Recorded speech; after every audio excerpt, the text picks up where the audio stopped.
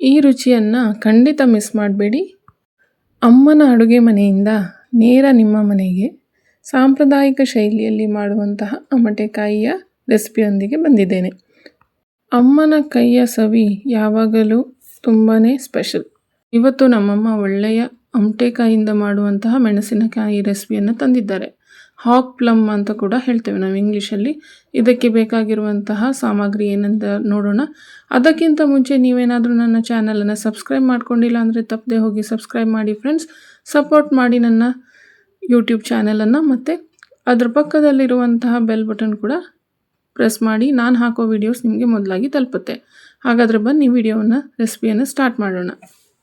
ಮೊದಲಿಗೆ 1/4 ಚಮಚ ಮೆಂತ್ಯ, ಚಿಟಿಕೆ ಅರಿಶಿನ, 2 ಚಮಚ ಧನಿಯಾ, ಇಂಗು, ಒಂದು 6 ರಿಂದ 7 ಬ್ಯಾಡಗಿ ಮೆಣಸಿನಕಾಯಿ, 1 ಚಮಚದಷ್ಟು ಸಾಸಿವೆ, ಅರ್ಧ ಚಮಚ ಜೀರಿಗೆ ಮತ್ತು ಕರಿಬೇವಿನ ಸೊಪ್ಪು, ಮತ್ತು 1/4 ಚಮಚ ಕಡಲೆಬೇಳೆ. ಇವೆಲ್ಲವನ್ನು ಮಸಾಲೆ ತಗೊಂಡಿದ್ದೀವಿ. ಎಲ್ಲ ಹಸಿಯಾದ ಮಸಾಲೆಯನ್ನು ತಗೊಂಡಿರೋದು.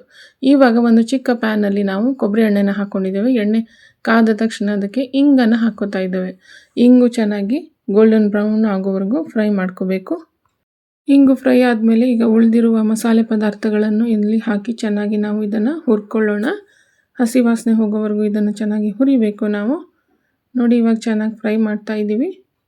ಒಂದು ಕರಿಬೇವಿನ ಸೊಪ್ಪನ್ನು ಹಾಕೋತಾ ಇದ್ದೀವಿ. 1 ಕಡ್ಡಿ ಕರಿಬೇವಿನ ಸೊಪ್ಪು ತೊಗೊಂಡಿದ್ದೇನೆ ಇಲ್ಲಿ ನಾನು. ಇದನ್ನು ಕೂಡ ಇವಾಗ ಚೆನ್ನಾಗಿ ಫ್ರೈ ಮಾಡ್ಕೋಬೇಕು.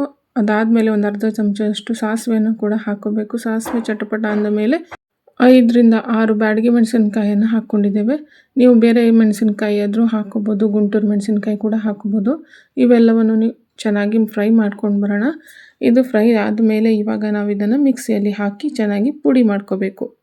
ಅಮಟೆಕಾಯಿಯಲ್ಲಿ 2 ವೆರೈಟಿ ಬರುತ್ತೆ. ಇದು ಉಪ್ಪಿನಕಾಯಿಗೆ ಮಾಡುವಂತಹ ಅಮಟೆಕಾಯಿ ಅಲ್ಲ, ಇದು ಸ್ವಲ್ಪ ದೊಡ್ಡ ಸೈಜಿನ ಜಾತಿಯ ಅಮಟೆಕಾಯಿ. ಇದು ಪುಡಿ ಮಾಡಿಕೊಂಡ ಮೇಲೆ ಅಮಟೆಕಾಯಿಯನ್ನು ಒಂದು ಪ್ಯಾನಿಗೆ ಹಾಕ್ಕೊಂಡಿದ್ದೇವೆ. ಇದನ್ನು ಇವಾಗ ಬೇಯಿಸಬೇಕು. ನಾವು ಬೇಯಿಸೋಕ್ಕೆ 1-2 ಕರಿಬೇವಿನ ಕಡ್ಡಿ, 4-5 ಹಸಿಮೆಣಸಿನಕಾಯಿ ಮತ್ತು 1/4 ಕಪ್ಪಷ್ಟು ಬೆಲ್ಲ ಹಾಕಿಬಿಟ್ಟು 2 ಲೋಟದಷ್ಟು ನೀರು ಹಾಕಿ ಇದನ್ನು ಚೆನ್ನಾಗಿ ಇವಾಗ ಬೇಯಿಸ್ಕೊಳ್ಬೇಕು ನಾವು. ರುಚಿಗೆ ತಕ್ಕಷ್ಟು ಉಪ್ಪನ್ನು ಕೂಡ ಹಾಕ್ತಾ ಇದ್ದೇವೆ. ಬೆಲ್ಲವನ್ನು ನಿಮ್ಮ ಅಮಟೆಕಾಯಿ ಹುಳಿ ಇದೆಯಾ ಅಥವಾ ಸ್ವೀಟ್ ಇದೆಯಾ, ಯಾವ ಥರ ಇದೆ ಅಂತ ನೋಡಿಕೊಂಡು ನಿಮ್ಮ ಇಷ್ಟಕ್ಕೆ ತಕ್ಕಂಗೆ ಬೆಲ್ಲವನ್ನು ಹೆಚ್ಚು ಕಡಿಮೆ ನೀವು ಮಾಡ್ಕೋಬೋದು.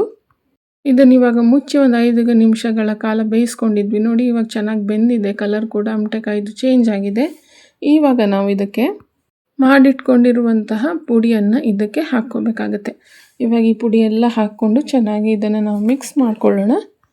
ತುಂಬ ರುಚಿಯಾಗುತ್ತೆ ಇದು. ಖಂಡಿತ ಒಮ್ಮೆ ಟ್ರೈ ಮಾಡಿ. ಚಪಾತಿಗೆ ಅಥವಾ ರೈಸ್ ಸೈಡ್ ಡಿಶ್ ಆಗಲಿ ಅಥವಾ ಅನ್ನ ಕಲಿಸ್ಕೊಳ್ಳಿಕ್ಕಾದರೂ ತುಂಬಾ ಚೆನ್ನಾಗಾಗುತ್ತೆ ಇದು ಮೆಣಸಿನಕಾಯಿ ರೆಸಿಪಿ. ಖಂಡಿತ ಒಮ್ಮೆ ಟ್ರೈ ಮಾಡಿ ಮತ್ತು ಹೇಗೆ ಬಂತು ಅಂತ ನನಗೆ ಕಮೆಂಟ್ ಮೂಲಕ ತಿಳಿಸಿ.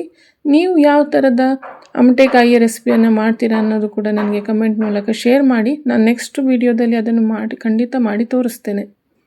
ನಾನು ಇತ್ತೀಚೆಗೆ daily mini blogs, evening blogs ಕೂಡ ನನ್ನ ಚಾನಲ್ನಲ್ಲಿ ಶಾರ್ಟ್ ಮೂಲಕ ಹಾಕ್ತಾ ಇದ್ದೇನೆ. ಖಂಡಿತ ಅದನ್ನೊಮ್ಮೆ ಚೆಕ್ ಮಾಡಿ ಅಂತ ಹೇಳ್ತೀನಿ ಫ್ರೆಂಡ್ಸ್. ಇವಾಗ ನೋಡಿ, ಇದನ್ನು ಚೆನ್ನಾಗಿ ಕುದೀತಾ ಇದೆ. ಇದನ್ನು ಇವಾಗ ನಾವು ಮುಚ್ಚಿ 2 ರಿಂದ 3 ನಿಮಿಷ ಚೆನ್ನಾಗಿ ಬೇಯಿಸ್ಕೋಬೇಕು. ನೋಡಿ, ಇವಾಗ ಎಷ್ಟು ಚೆನ್ನಾಗಿ ಕಲರ್ ಬಂದಿದೆ. ಆದರೂ 1-2 ನಿಮಿಷ ಹಾಗೆ ಮುಚ್ಚಿ ಬೇಯಿಸೋಣ. ಒಳ್ಳೆಯ ಒಗ್ಗರಣೆಯನ್ನು ಕೊಡಬೇಕು ಇವಾಗ, ಘಮ ಘಮ ಅನ್ನುವಂಥದ್ದು. ಇವಾಗ ಒಂದು ಚಿಕ್ಕ ಕಡಾಯಿ ಪೇನಲ್ಲಿ ಎಣ್ಣೆನ ಹಾಕ್ಕೊಂಡಿದ್ದೇವೆ. ಸಾಸಿವೆ ಹಾಕ್ಕೋತಾ ಇದ್ದೀನಿ. ಸಾಸಿವೆ ಚಟಪಟ ಅಂದ ಮೇಲೆ ಇದಕ್ಕೆ ಒಂದು ಕರಿಬೇವಿನ ಸೊಪ್ಪು ಹಾಕಬೇಕು. ಇದು ಇವಾಗ ಚೆನ್ನಾಗಿ ಫ್ರೈ ಮಾಡ್ಕೋಬೇಕು. ಇವಾಗ ಚಿಟಿಕೆ ಇಂಗನ್ನು ಹಾಕ್ಕೋತಾ ಇದ್ದೀನಿ. ಈ ಒಗ್ಗರಣೆಯನ್ನು ಇವಾಗ ಅಮಟೆಕಾಯಿಯ ಮೆಣಸಿನಕಾಯಿಗೆ ಹಾಕ್ಕೋಬೇಕು. ನೋಡಿ, ಎಷ್ಟು ಘಮ ಘಮ ಅಂತ ಇದೆ. ನೋಡಿ, ಒಗ್ಗರಣೆ ಎಷ್ಟು ಚೆನ್ನಾಗಾಗಿದೆ. ಇವಾಗ ನಾವು ಇದನ್ನೆಲ್ಲ ಮಿಕ್ಸ್ ಮಾಡಿಕೊಂಡ್ರೆ ನಮ್ಮ ಸೂಪರ್ ಡೆಲಿಷಿಯಸ್ ಅಮಟೆಕಾಯಿ ಮೆಣಸಿನಕಾಯಿ ರೆಡಿ. ಅಮ್ಮನ ಕೈಯ ಇನ್ನಷ್ಟು ರೆಸಿಪೀಸ್ಗಳಿಗಾಗಿ ಖಂಡಿತ ಒಮ್ಮೆ ಸಬ್ಸ್ಕ್ರೈಬ್ ಮಾಡಿ. ವಿಡಿಯೋ ಇಷ್ಟ ಆದರೆ ಲೈಕ್ ಮತ್ತು ಶೇರ್ ಮಾಡಿ. ಮತ್ತೆ ಸಿಗೋಣ ಇನ್ನೊಂದು ವ್ಲಾಗಲ್ಲಿ. ಅಲ್ಲಿಯವರೆಗೂ ಹೆಲ್ದಿಯಾಗಿರಿ, ಖುಷಿಯಾಗಿರಿ. And thank you for watching. Bye.